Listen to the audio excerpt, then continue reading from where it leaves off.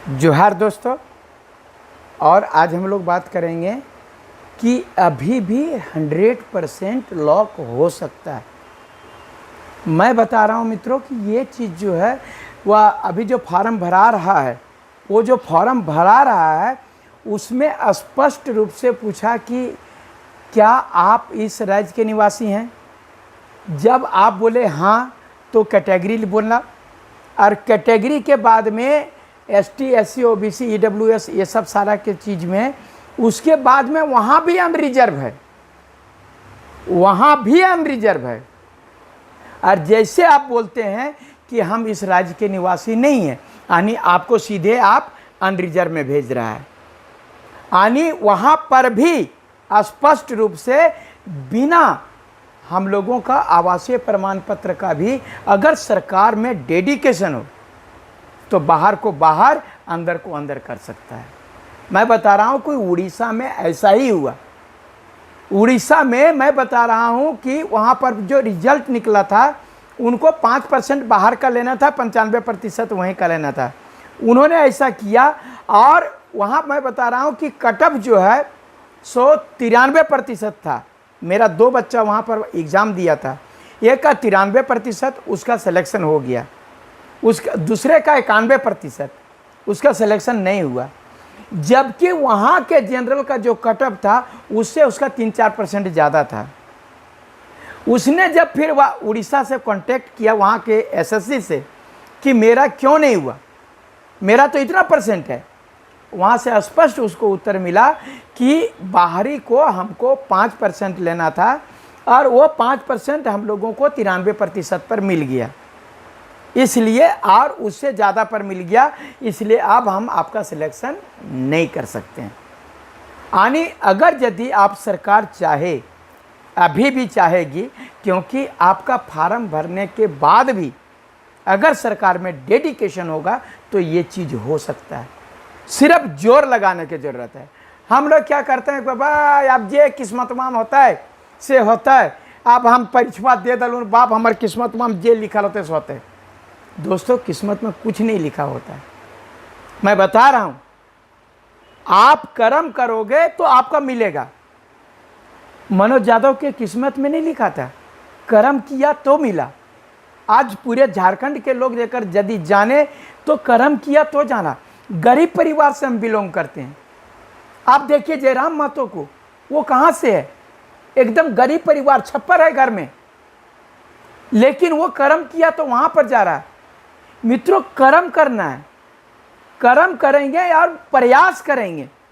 अब ये नहीं कि भीतरे भीतरे भीतरे भीतरे भीतरे भीतरे और जहाँ खत्म हो जाएगा सब चीज़ तो अगर बाद में बोलेगा ये मनोज भैया सरकार बहुत गलती कर, कोई सरकार का गोली मार दे, ये कर दे, ऐसे कर दे, वैसे कर दे, लान फान सब चीज जो इस सरकार ने बर्बाद कर दिया जिंदगी भैया। एक तो इतना साल के बाद लिया भैया और फिर भी सिलेक्शन नहीं हुआ भैया, हमारा इतना परसेंट था भैया, क्वेश्चनवा आउट हो गलो भैया, ये कर।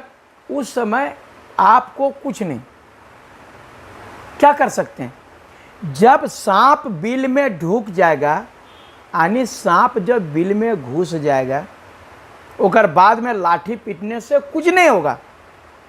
आप जान लीजिए कि झारखंड में एक बार नौकरी लग गई, चाहे वो माने अमेरिका का भी आदमी हो, आप नहीं हटा पाइएगा। मैं बता रहा हूं, आप सरकार उसको संरक्षण देना शुरू कर देती है। एक बार नौकरी हो गया कुछ नहीं कर सकते हो। कितना हाई कोर्ट सुप्रीम कोर्ट लड़ के मर जा रहे भाई, यहां कुछ नहीं होगा। नौकरी एक बार ले लेगा और एक बार आप बाहर तो बाहर, जो अंदर सो सिकंदर। इसलिए मैं बता रहा हूं कि आप लोगों से अभी भी हम लोग 60-40 का हिम्मत नहीं आ रहे, और इसका जो है सो पूरी तरह से आप पूरे झारखंड में देख रहे हैं, पूरे झारखंड में देख रहे हैं कि क्या बवाल मचा है। पूरे झारखंड में बवाल मचा है और नौजवान अब जो है समझने लगे कि नहीं, ये जो दोनों जो सरकार है, चाहे तो बीजेपी के सरकार रहे, चाहे तो वह JMR कांग्रेस का सरकार है, ये खाली ठगने का काम कर रहा है। ये है हम लोग यही कर देंगे, वो कर देंगे, ऐसे कर देंगे। सब लड़का लोग जो समझने लगा है। मैं तमाम न्यू मित्रों से, आप लोग ग्रेजुएट हैं, इंटर पढ़े लिखे हैं, क्यों पढ़े लिखे हैं, आप बोल रहे हैं कि 4G ज़माना 5G ज़माना का हम लोग हैं, हम लोग बूढ़ा लोग का सोच दूसरा था। आप जो है सो बूढ़ों से आगे, बूढ़ा लोग तो वह कितना यूनाइट हुआ करता था, पूरा गांव का गांव जो है सो एक हुआ करता था, कोई जातिवाद नहीं था, सब जो है सो मिलकर पूरा गांव की जो बेटी होती है पूरे गांव की बेटी होती थी, इस प्रकार की एकता थी। लेकिन आज हम लोग पढ़ लिख करके जो है उस एकता को ख़त्म कर रहे हैं। हम हकियो बैकवर्ड हकियो तो हम फॉरवर्ड हकियो तो हम पाड़े जी कियो तो हम ये कियो तो अब, और इसी का फ़ायदा हमारे, हम तो मुसलमान हकियो तो हम हिंदू हकियो, इसी का फ़ायदा उठा रहा है हमारे जितने भी राजनीतिक दल के लोग हैं। आएगा एगो कहेगा हिंदू खतरे में है, एक हो जाओ नहीं तो बर्बाद हो जाओगे। अरे बर्बाद तो ऐसे हो गए। तब दूसरा कहेगा नहीं संविधान खतरे में है, संविधान खतरे में है, अगर यदि नहीं इसको लिख करोगे तो संविधान जो है जो अम्बेडकर जी जो लिख करके गए थे ये पूरी तरह से मिट जाएगा और हम लोगों का नामो निशान मिट जाएगा, इसलिए संविधान बचाना जरूरी है। दूसरा बोलेगा हिंदुस्तान बचाना जरूरी है, ये कहेगा संविधान बचाना जरूरी है। तो भूखे मर रहा है तो तोर बात, तोरा बचाना जरूरी नहीं है, संविधान बचाना जरूरी है, हिंदुस्तान बचाना जरूरी है। तू मर रहा है उसको बचाना जरूरी नहीं है। हम कह रहे हैं हिंदुस्तान हम लोगों से है। अगर यदि हिंदुस्तान की खूबसूरती है तो हिंदू मुस्लिम सिख ईसाई हम लोगों से है। अगर यदि संविधान की खूबसूरती है तो हम लोग बैकवर्ड फॉरवर्ड हिंदू मुस्लिम सिख ईसाई सबसे है। हम लोग संविधान को भी बचाएंगे और हिंदुस्तान को भी बचाएंगे। कहा गया पेट में रहेगा खुदी तब सूझेगा बुद्धि। अगर पेट में खुदिए नहीं रहा तो कहाँ से होगा। हम लोग पूरे हिंदुस्तान को वह मैंने क्या कहते हैं बेचना नहीं चाह रहे हैं। हम लोग खुद बोल रहे हैं हिंदुस्तान बचेगा। और कैसे बचेगा, पहले झारखंड बचेगा तब ना। आप बताइए, पहले अपना घर देखिए, फिर गांव देखिए, फिर देश देखिए, सारे लोग हम बता रहे हैं जिस समय वह हिंदुस्तान खतरे में आएगा तो मैं बता रहा हूँ एक एक बच्चा मेरा भारत का, वह हिंदू हो मुसलमान हो सिख हो ईसाई, हमारे जान देने के लिए तैयार है जी। कैसे वो बोलता था कि दूध मांगोगे तो खीर देंगे लेकिन कश्मीर मांगोगे तो चीर देंगे। क्यों बोलता था, सारे लोग बोलते थे, चाहे वो हिंदू हो मुसलमान हो सिख हो ईसाई हो। दोस्तों मैं बता रहा हूँ तमाम झारखंड के लोगों से अनुरोध कर रहा हूँ कि सब नौकरी बचा लो, पहले जो आर्थिक रूप से संपन्न हो जाएगा। मैं बता रहा हूँ कि गाँव में भी वह बोलता है ना धन धरावल 3 नाम, फजला फजल फजल इमाम, जकर नाम तो सबसे कम नाम अगर यदि है तो आपको जो कहेगा कि मनोजवा हक है, लेकिन वही अगर यदि हमारे पास पैसा आएगा तो मनोज बाबू हक थी। वैसे बोलते हैं कि एगो मुस्लिम भाई का नाम था फजला, था फजल, लेकिन गरीब जब था तो ओकर नाम धरल था फजला। थोड़ा अमीर हुआ तो हो गया फजल, और जब पूरा अमीर हो गया तो फजल इमाम साहब हो गए, तब बाबू हो गए। इसीलिए धन धरावल 3 नाम, फजला फजल फजल इमाम। मैं बता रहा हूँ पैसे कमाओगे तभी समाज में आपका भी प्रतिष्ठा बनेगी, नौकरी करोगे तभी प्रतिष्ठा बनेगी, या जैसे भी पैसा कमाओगे तभी प्रतिष्ठा। मैं तमाम वह लोगों से कह रहे हैं कि झोल फांस में मत आइए, अपना अधिकार लेना सीखिए।